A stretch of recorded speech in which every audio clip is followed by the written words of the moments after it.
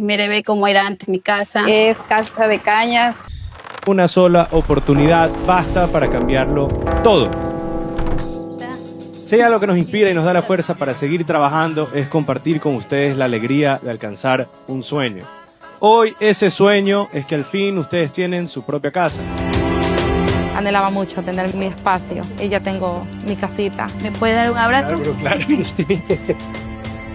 Claro que sí. Nuevo Ecuador.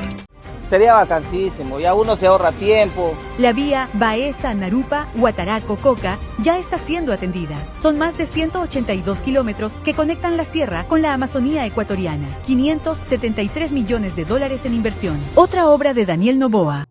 Bienvenidos a Termómetro Político. El día de hoy me acompaña Rolando Villavicencio, director de estudios de posgrados de la Universidad UTEC. ¿Cómo estás, Rolando? Qué gusto saludarte. Gracias, Cecilia, por el espacio y también para poder compartir con todos ustedes temas que tengan que ver con educación. Justamente eso quería comenzar a conversar contigo. Ecuador, un país un poquito caótico. ¿Qué le ha hecho falta a la educación para formar mejores ciudadanos? Bien, es una pregunta bastante compleja, ¿no? Porque tiene muchas causales que podrían determinar el por qué la educación en determinado país o en determinado contexto no tiene una visión. Desde UTEC, nosotros como universidad planteamos un escenario, tenemos un modelo pedagógico que establece la formación del ciudadano del futuro.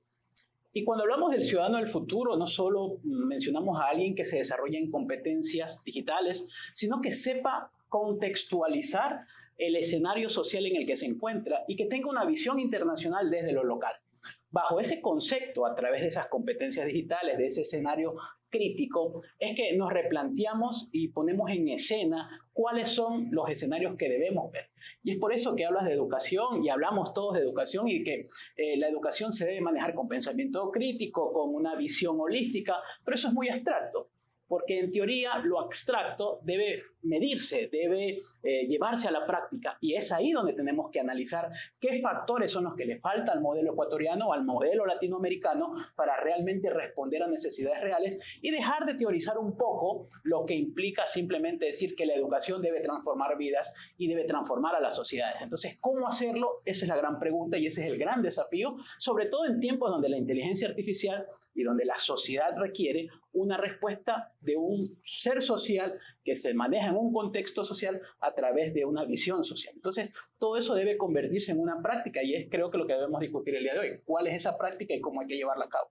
Y justamente es la pregunta, ¿cuál es la visión que se debe tener en temas de educación para formar a las personas a un mejor concepto? Y te lo digo porque en algún momento de mi vida tuve la oportunidad de ser docente de escuela y colegio, ¿no? Llegué a los niveles universitarios, no obstante ya me regía una ley de educación que estaba muy a favor del estudiante y poco respaldo hacia los docentes. Y te voy a comentar un escenario. Alguna vez una estudiante me insultó frente a toda la clase y yo procedí a sacarlo del aula diciendo que por favor se retire del aula producto de lo que había hecho con todos los estudiantes de testigo. Automáticamente al día siguiente el colegio donde yo trabajaba fue denunciado, demandado porque estaba incumpliendo a la ley de educación al pedirle que se retire del aula. Entonces fue un proceso legal bastante largo, bastante arduo. ¿Qué autoridad tienen hoy los docentes? Bien, más allá de establecer el nivel de autoría o de autoridad que debe tener un docente, lo que hay que replantearnos es qué escenarios deben darse para tanto el docente como el estudiante. O sea, cada uno cumple un rol e indiscutiblemente ese rol está afianzado o normado por la reglamentación existente. Pero yo creo que más allá de eso, tu experiencia personal, que de por cierto puede generar incluso hasta un sinsabor, ¿no? Respecto a la práctica docente, es una situación que podemos vivir todos en algún momento de nuestra experiencia. Y creo que ese es uno de los aspectos que nos caracterizan a los profesores. El hecho de tener barreras, de situaciones, limitaciones y escenarios un poco desfavorables para nuestra práctica, pero es ahí donde viene el reto. Establecer claramente qué es lo que se debe hacer y qué es o cuál es la actitud que debemos tener frente a esos escenarios. Y yo creo que uno de los principales inconvenientes que tenemos actualmente es esta descontextualización de lo que queremos hacer con el ciudadano que aprende. con el ser humano. ¿Cómo se lo forma? ¿Bajo qué conceptos? ¿Bajo qué criterios? Y es donde interviene esta visión global de la que estoy hablando. Por ejemplo, y puedo tomar muy claro tu ejemplo, yo también he ejercido mi labor de investigación. En el caso tuyo, tú has tenido la oportunidad de desarrollarte a nivel internacional con una formación. ¿Hasta qué punto esa visión internacional te ha permitido comprender los contextos para desenvolverte en la sociedad? Y cómo esa visión te ha permitido también tener en el escenario comunicacional una visión transdisciplinar. Eso significa que tu práctica profesional la ejerces no solo desde el ámbito de la comunicación, no solo desde el ámbito de la política, sino que he visto ciertos rasgos que tienen que ver con la aplicación de la sociología, comprender las dinámicas de la economía, para en función de eso, con una mirada transdisciplinar, poder observar el contexto en el que te desarrollas. Entonces, eso es lo que queremos del ciudadano actual, que tenga esa visión internacional con esa visión local, pero que evidentemente comprenda las dinámicas de las realidades sociales. Entonces, bajo esos criterios te puedes percatar que el reto está en que la estructura del sistema educativo responda a eso. No solo basta con enunciar, insisto, que un estudiante tenga pensamiento crítico, que un estudiante sepa desenvolverse en escenarios diversos, sino que hay que llevarlo a la práctica. ¿Y cómo se lo lleva a la práctica? Creando las condiciones para que eso se pueda implementar, sobre todo en un tiempo en el que la inteligencia artificial es un elemento que está estructurado, pero que por obvias razones no lo sabemos manejar todavía y no lo sabemos implementar y aplicar en el sistema educativo. ¿La inteligencia artificial ayuda a los estudiantes o limita a los estudiantes en su pensamiento crítico? La pregunta sería en este caso, la imprenta de Gutenberg, ¿hasta qué punto nos puedo limitar? La implementación de la computadora frente a la máquina de escribir, ¿hasta qué punto nos puedo limitar? La inteligencia artificial no es una limitación. El problema es la forma como se concibe la inteligencia artificial. La inteligencia artificial no reemplaza nuestras capacidades de pensamiento. Y ese es el problema. Se está implementando la IA como un elemento que reemplace las actividades de nuestra cotidianidad y desde la educación, nuestra forma de hacer educación, cuando realmente es una extensión cognitiva. ¿A qué me refiero con esto de extensión cognitiva? Simplemente nos permite ver más allá de lo que la mente humana o tal vez nuestras dinámicas sociales no lo permiten y se convierte en ese complemento. Y te puedo poner un ejemplo. Un docente que le pide a la inteligencia artificial que le elabore un plan de clases está reemplazando su capacidad y su criterio pedagógico trasladándoselo a la inteligencia artificial. Pero si viene un docente y observa el comportamiento de sus estudiantes, revisa sus trabajos de clase y le pide a la IA que esos trabajos le permitan identificar en qué momento del proceso de aprendizaje un estudiante no tiene el desenvolvimiento correcto, la IA le va a dar los patrones para determinar cómo acompañar a ese estudiante. Ahí hay una gran diferencia entre una extensión cognitiva de tu pensamiento y de tu formación y de tu aplicación a convertirla simplemente en un reemplazo de lo que tú haces. Entonces, bajo esos criterios es que nos manejamos en ese sentido. En su momento la filosofía discutía los mismos libros también, discutía porque decía que reemplazaba la memoria, que el personaje que tenía que escribir el discurso de otro estaba generando un problema en su memoria, y creo que en parte tiene razón. Hoy en día la tecnología, los celulares también han reemplazado parte de nuestra memoria, y esto lo dice también la neurociencia, genuinamente cómo nuestra capacidad de atención se ha visto afectado producto de las redes sociales, producto de la dopamina, el exceso de dopamina que recibimos a través de estos estímulos virtuales. ¿Cómo afecta esto a nivel cognitivo?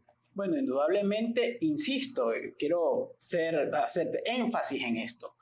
Desde el momento en que la IA y el sistema educativo no replantea el hecho de que la IA debe ser desarrollada y aplicada en contextos éticos, eso significa dejarlo abstracto, porque yo puedo decir, apliquemos la inteligencia artificial con ética, pero ¿cómo lo hacemos? Desde el momento en que yo le permito al estudiante que tenga una formación y un desarrollo para, primero, identificar los sesgos que puede generarse la inteligencia artificial, saber que la información que me pueda generar esa IA tiene que ser validada con 3 fuentes diferentes. A eso, permitir que también logre justificar y argumentar oralmente lo que ha podido complementar con la inteligencia artificial. Ahí te doy 3 momentos y 3 escenarios que pueden dejarlo abstracto de ética con la inteligencia artificial y llevarlo a una práctica. Entonces, eso es lo que tenemos que hacer.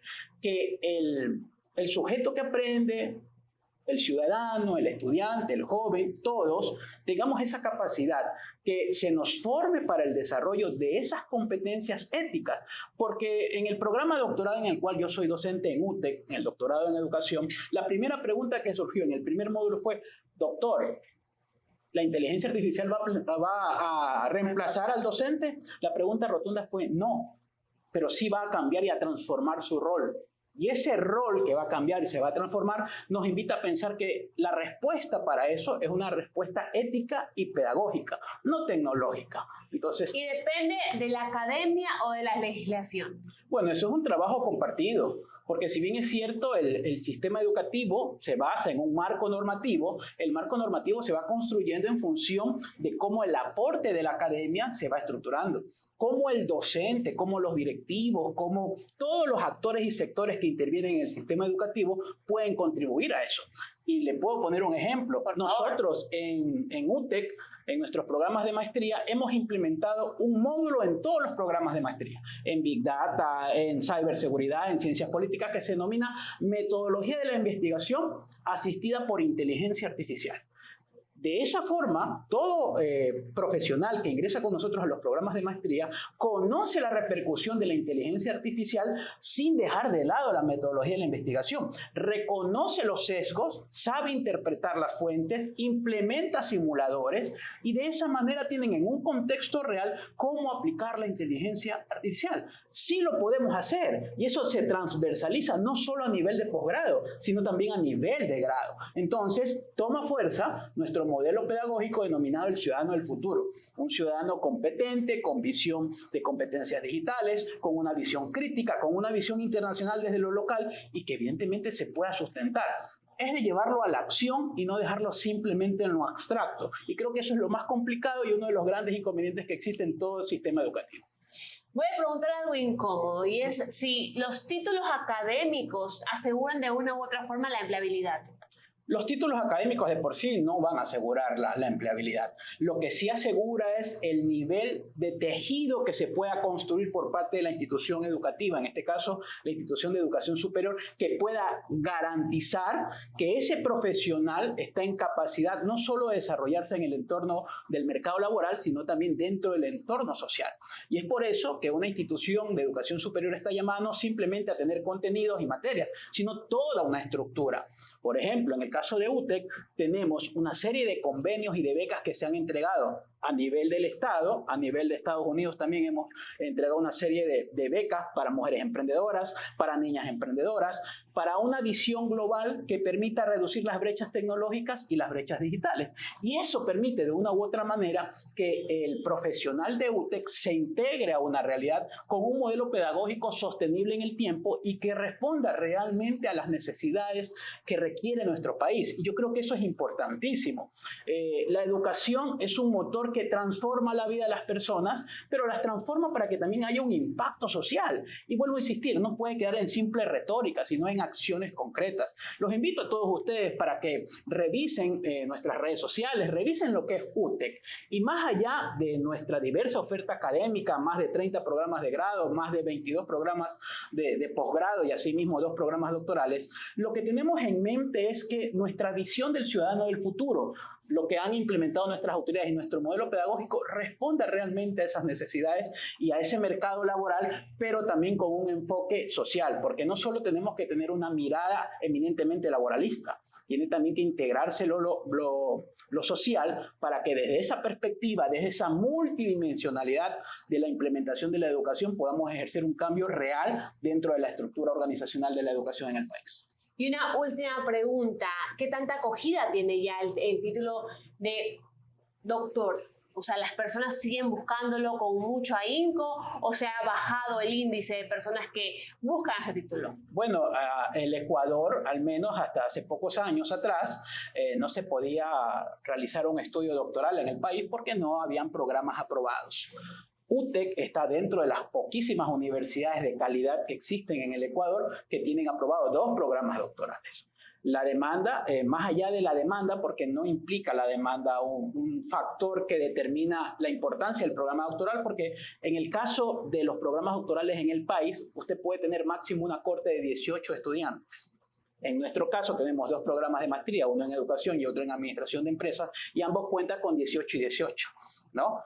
No es la demanda ni lo apetecido que sea el programa, es cuál es el impacto real que va a tener ese programa sobre las políticas educativas, en el caso de nuestro programa de educación, y la visión de la empresa y la visión de la sociedad, en el caso de administración de empresas y de las diversas organizaciones. Más allá de ser apetecido, que indiscutiblemente nuestros programas están demandados en ese aspecto, lo importante es la visión que tengamos y qué hacer con esos programas. Y de hecho, nuestra intervención dentro de lo que es la educación a nivel de doctorado representa un cambio y una transformación de la visión, porque a nivel doctoral ya no solo basta con tener una mirada del problema, sino plantear soluciones innovadoras que respondan a grandes problemas que existen estructuralmente en el campo educativo, en el caso de nosotros, y en el campo de la administración. Entonces creo que va por ahí ese sentido. ¿Qué hacer con esos programas doctorales? Bueno, ¿qué hacer? La pregunta es clara. Responder a los grandes problemas que puedan existir en esos campos, dado obviamente desde una visión, como lo hemos mencionado, clara, y un transitar que tenemos también que definir y que lo hemos definido en UTEC con una visión de cambio, transformación, desde una visión del ciudadano del futuro. Rolando, ha sido un gusto poder compartir contigo estas opiniones. Espero sinceramente por tu carácter de hablar, por la forma tan categórica y didáctica en la que te explayas, que te llamen a una comparecencia en la Asamblea Nacional en temas de educación o por parte del Ministerio de Educación, porque genuinamente creo que estas mesas de trabajo deben de incluir a profesionales como tú. Gracias por el tiempo. Muchas gracias. Esto fue Termómetro Político.